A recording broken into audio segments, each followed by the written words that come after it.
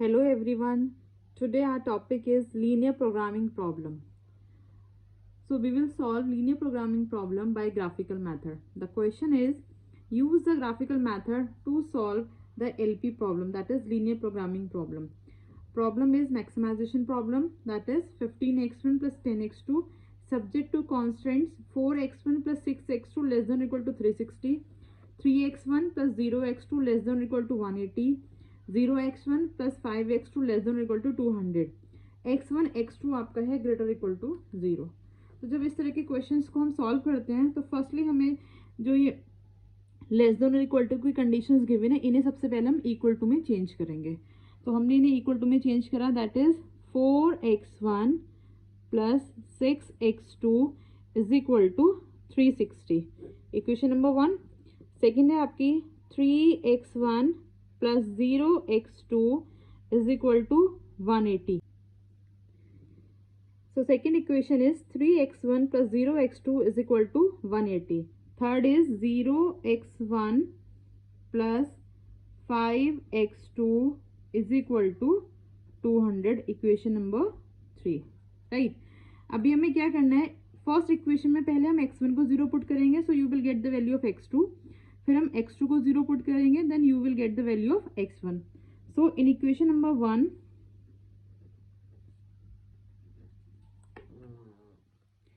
that is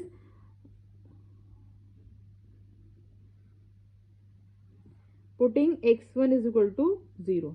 तो जब हमने फर्स्ट इक्वेशन है हमारे पास 4x1 plus 6x2 is equal to 360, हमने x1 को 0 पुट करना है, सो ये 0 होगी ये term, 0 plus 6x2 is equal to 360, x2 की वैल्यू आ गई आपकी 360 अपॉन 6, राइट? तो आपकी वैल्यू आ गई that is 60, x2 is equal to 60, right? अभी हमें सेम इक्वेशन में क्या करना है, यहाँ पर हम अब x2 को पुट करेंगे, that is putting x2 is equal to 0। तो इस इक्वेशन हमने करा 4x1 plus 6x2 is equal to 360, हमने कर दिया x2 को 0 put, so 4x1 plus 0 is equal to 360, x1 की वैल्यू आ गई 360 upon 4 that is 90, so x1 is equal to 90 and x2 is equal to 60। ये हुआ आपका इक्वेशन नंबर 1 का सॉल्यूशन, राइट? अभी हम लोग इसमें कैलकुलेट करेंगे इक्वेशन नंबर 2 को। So in equation number 2 the equation is 3x1 plus 0x2 is equal to 180। अब हमने x1 को यहाँ पर 0 पुट किया, सो x2 हमारे पास कितना है, x2 तो ऑलरेडी हमारा 0 है, राइट? तो हमने क्या किया है, x2 को हमने 0 पुट किया, तो x1 की वैल्यू कितनी आ गई आपकी, दैट इज 60। तो यहाँ पर इक्वेशन नंबर 2 का सॉल्यूशन है x1 is equal to 60 and x2 is equal to 0। ये इक्वेशन नंबर 2 की वैल्यूज है, राइट? अभी हमें करना है इन इक्वेशन नंबर 3 में। सो इन इक्वेशन नंबर 3 हमारे पास वैल्यू है 0x1 plus 5x2 is equal to 200, right? हमने एक बार x1 को 0 पुट किया तो x1 की वैल्यू तो हो गई यहाँ पर 0 एंड x2 है आपके पास कितना, 200 अपॉन 5 दैट इज 40। तो आपके पास वैल्यू आई है x1 is equal to 0 and x2 is equal to 40। ये आ गया आपके पास x1 0 x2 40, x1 60 x2 0। अभी हमें क्या बनाना है, इनका ग्राफ ड्रॉ करना है। अब आप देखिए ग्राफ किस तरीके से हम करते हैं।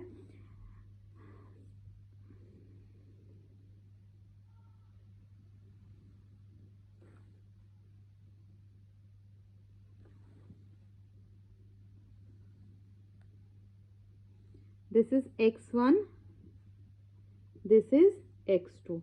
10 का हमने स्केल ले लिया, 10 20 30 40 50 60 70 80, राइट? ये हमारे पास है 10 20 30 40, 50, 60, 70 एंड 80, राइट।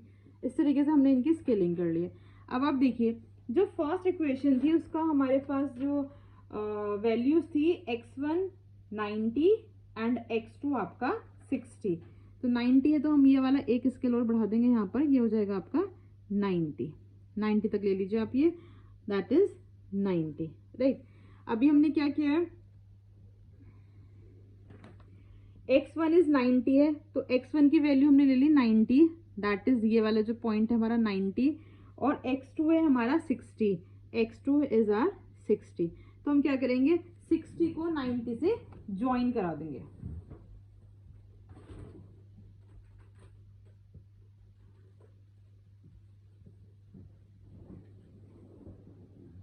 आप लोग स्केल की हेल्प से हम इनके ज्वाइन करा सकते हैं। 60 को हमने 90 से ज्वाइन करा दिया है, दैट इज राइट।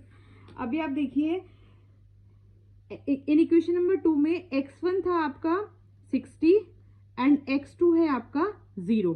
तो x2 जब आपके पास 0 है तो 60 पे, तो यानी कि x2 पे तो वैल्यू जाएगी नहीं, सीधे ये आपकी एक स्ट्रेट वैल्यू जाएगी, दैट इज आपकी 60 पे।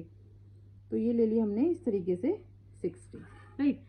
नेक्स्ट हमारे पास इक्वेशन है x1 0 और x2 कितना है 40, x2 है हमारा 40। तो अब यहाँ पर x1 0 है तो x2 की वैल्यू 40 आ गई हमारी यहाँ पे, राइट। अब हम लोग देख इसका फिजिबल रीजन निकालेंगे। अब एक चीज चेक करिए आप लोग, जब भी आपके पास लेस देन और इक्वल टू का साइन होता है, लेस देन और इक्वल टू का, तो जो हम ग्राफ बनाते हैं बेटा वो हमेशा हमारा टूवर्ड्स द ओरिजिन बनता है, इस तरीके से अंदर की तरफ, राइट। जब साइन हमारा यहीं पर ग्रेटर देन का होता है तो जो हमारे पास ग्राफ बनता है वो बनता है हमारा इस तरीके से बाहर की तरफ, राइट।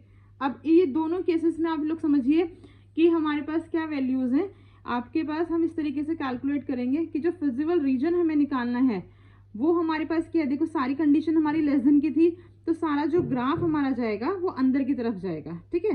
तो जैसे हमारे पास ये वाली वैल्यू ले लीजिए अब, तो ये इस तरीके से हमारा गया towards the origin,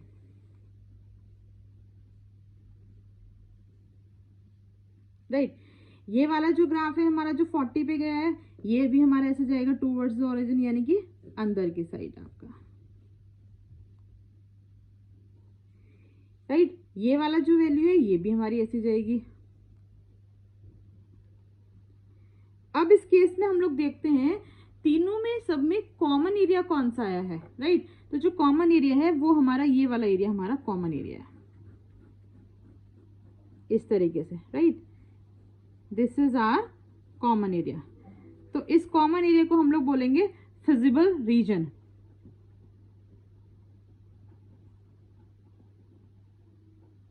feasible region.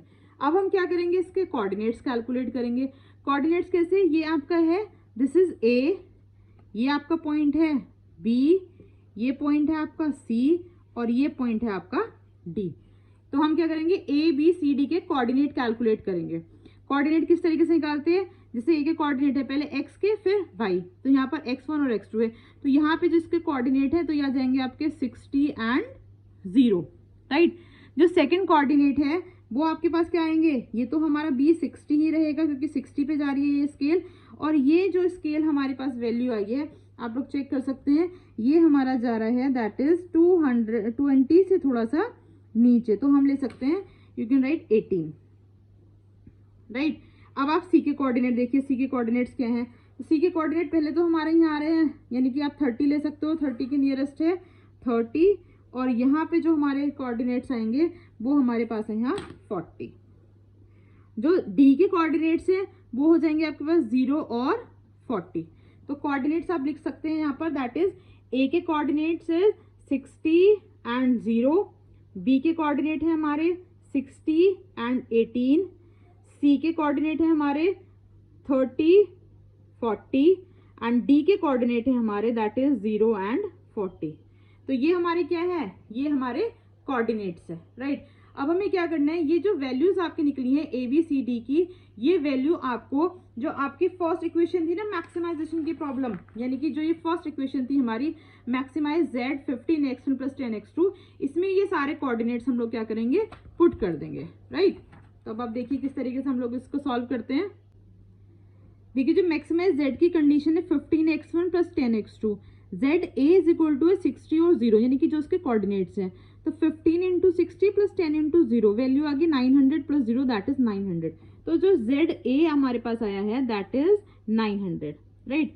यहीं पर हम लोग क्या निकालेंगे, z b निकालेंगे, दैट इज b के कोऑर्डिनेट्स कितने हैं आपके 60 एंड 18, राइट। तो आपने लिख लिया यहाँ पर 15 × 60 + 10 × 18, दैट इज ये आपके पास वैल्यू आ गई 900 + 180, 1080, 1080, ये आ गया जेड बी।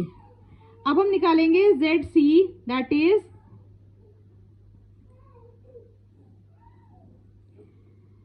जेड सी के जो कोऑर्डिनेट्स हैं हमारे पास हैं 30 एंड 40, दैट इज 30 एंड 40। तो ये वैल्यू हम यहाँ पुट करेंगे 15 × 30 + 10 × 40, तो वैल्यू आ गया आपके पास 450 + 400, दैट इज 850, राइट। ये आ गया आपके पास जेड सी के कोऑर्डिनेट्स।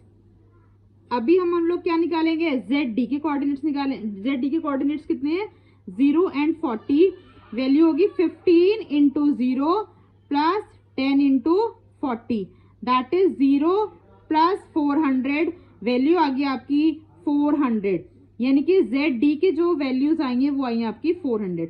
अब इन सारी वैल्यूज में आप देखिए जेड ए 900 है, जेड बी 1080, जेड सी आपके पास है 850 एंड जेड डी आपके पास है 400।